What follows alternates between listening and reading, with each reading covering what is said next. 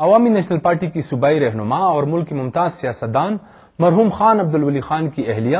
بیگم نسیم ولی خان آج ہماری مہمان ہیں۔ آج ہم بیگم نسیم ولی خان سے ان کی پارٹی کی سیاست اور ملک کی حالات کے حوالے سے بات چیت کریں گے۔ بی بی آپ 13-14 سال تک عوامی نیشنل پارٹی کی صوبائی صدر رہیں اور پھر اچانک 2005 میں آپ اور آپ کے جو قریبی رفقا تھے ان کو پارٹی عہدوں سے ہٹایا گیا۔ اس طرح کہا جاتا ہے کہ آپ لوگوں کے خلاف سازش ہوئی، تو یہ سازش کس نے کی اور آپ کو پارٹی عہدے سے کیوں ہٹایا گیا؟ یہ تو مجھے معلوم نہیں ہے کہ کون لوگ تھے، کون لوگ کا پتہ چلتا تو میں بھی کچھ کرتی، لیکن یہی ہوا جیسے آپ نے خود فرمایا کہ نامعلوم وجوہات کی بنا پہ ایک سمجھی ہوئی اسکیم کے تحت ایک میرے جنرل سیکرٹری کے خلاف ایک بات ابھر آئی اور بس میں اس پہ ڈٹ گئی کہ میں نے کہا کہ میں نے اس کو ہٹانا نہیں، کیونکہ وہ تقریباً 30-35 سال سے پارٹی کا بہت ہی اچھا ورکر تھا، بہت ہی اچھا دیانتدار ایماندار ورکر تھا۔ زبان پہ ذرا قابو نہیں تھی اس کی، میں کہوں تو اس کو میں ہٹا نہ سکی، اور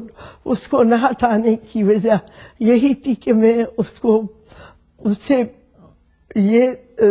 مجھے ایک قسم کا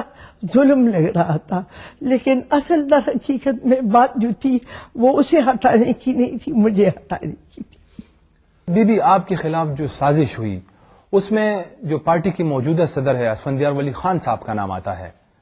آپ کیا سمجھتی ہے اس بات میں کس حد تک حقیقت ہے؟ یہ مجھے معلوم نہیں ہے، اس پہ میں تبصرہ نہیں کروں، نو کمنٹ جس کو کہتے، کیونکہ مجھے معلوم نہیں ہے کہ اس میں کون تھا،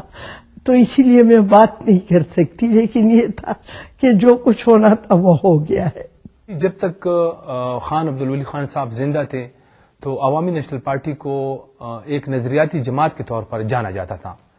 لیکن اب یہ کہا جاتا ہے کہ جو موجودہ قیادت ہے انہوں نے امریکیوں کے ساتھ اتحاد کر لیا ہے اور وہ اسٹیبلشمنٹ کے ساتھی بن گئے ہیں۔ آپ کیا سمجھتی ہیں کہ جو موجودہ قیادت ہے عوامی نیشنل پارٹی کی، انہوں نے پارٹی کی جو بنیادی پالیسی ہے اس سے انحراف نہیں کیا ہے؟ بنیادی پالیسی سے انحراف تو وہ کر نہیں سکتے، کیونکہ انہیں آئین کے مطابق چل رہا ہے، اور پارٹی کا جو آئین ہے وہ اس طریقے سے کہ وہ بنیادی جو پارٹی کی بیسز ہے ان سے انحراف نہیں کر سکتے۔ باقی رہی بات امریکہ کی، میں خود سمجھ نہیں آتی مجھے کہ کیوں کر وہ امریکہ کی پالیسی میں ڈل گئے ہیں، کیونکہ جب تک ہم تھے، میں تھی یا میرے رفقا تھے، تو اسی وقت تک امریکہ کے خلاف ہماری پارٹی چلتی رہی، اور اب حالات اور واقعات کے ساتھ سیاست بدلتی ہے، ممکن ہے انہوں نے اپنے اس اوقات کی بنا پہ اپنی سیاست کو بدلا ہو۔ بی بی ملک کے اندر جو ایک تعلیم یافتہ طبقہ ہے وہ یہ سمجھتا ہے کہ جو سیاستدان ہیں وہ فوج کے ہاتھوں میں وقتاً فوقتاً مختلف ادوار میں جو ہے وہ کھلونا بنتے رہے ہیں۔ آپ کیا سمجھتی ہیں کہ یہ کس طرح سیاست سے فوج کا کس طرح خاتمہ ہوگا؟ صاف ستھرے الیکشن اور ڈائلیوٹڈ جمہوریت، خالص جمہوری نظام، خالص جمہوری نظام جب ہوگا تو اس میں یہ جس کے بھی اسٹیبلشمنٹ کا ہاتھ ہو یا فوج کا، اس حکومت میں تو میرے خیال میں فوج کا اتنا کردار نہیں ہے جتنا گزشتہ حکومتوں میں رہا ہے۔ تو یہ جب تک یہ نہیں ہوگا، جب تک جمہوریت نہیں بڑھے گی، جمہوریت پنپنے نہیں دیں گے لوگ، تب تک یہ ان کا رول ہوتا رہے گا، اور جب تک پاکستان اپنی خارجہ پالیسی کو آزادانہ خارجہ پالیسی نہیں بنائے گا تب تک یہ قصے ہوتے رہیں گے۔ سب سے اسدان تو فوج کے علاقہ میں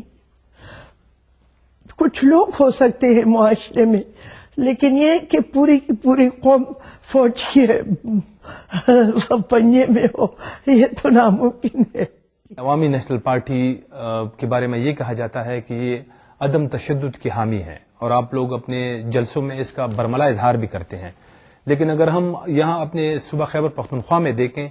تو ہر جگہ آپریشن ہی آپریشن ہو رہے ہیں، تو یہ تشدد کا عنصر اس میں کچھ زیادہ لگ رہا ہے. آپ کیا کس طرح اس کو ڈیفینڈ کریں گے آپ؟ دیکھیں، یہ جو بیسک ضلع ہیں جو جہاں پہ سیٹل ایریا ہے، وہاں پہ کوئی بھی آپریشن نہیں ہو رہا. آپریشن ہو رہا ہے قبائلی علاقوں میں، اس لیے کہ وہاں پہ انسرجنسی ہے اور وہاں پہ لوگ آتے ہیں، باہر سے آتے ہیں اور وہ دہشت گردی کرتے ہیں. اس کے خلاف فوج نے اپنے ملک کے سرحدات کو بچانے کے لیے آپریشن کرنا ہوگا. کچھ لوگوں کا یہ خیال ہے کہ اب آپ کی عمر جو ہے نا کافی ہو گئی ہے، اب آپ کو سیاست سے ریٹائر ہونا چاہیے، تو کیا کہتی ہیں آپ اس بارے میں؟ میرے خیال میں مجھ سے زیادہ عمر کے لوگ سیاست میں ہیں اور ہوتے ہیں. آپ مثال لیجیے مولانا نصر اللہ صاحب، اللہ مغفرت کرے، وہ سیاست میں کافی عمر تک رہے.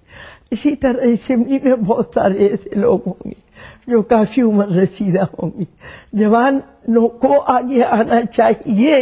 یہ مجھے بالکل میں سمجھتی ہوں، لیکن یہ ہے کہ یہ جو بڑے بزرگ لوگ ہوتے ہیں ان کی اتنی ناقدری بھی تو نہیں ہونی چاہیے.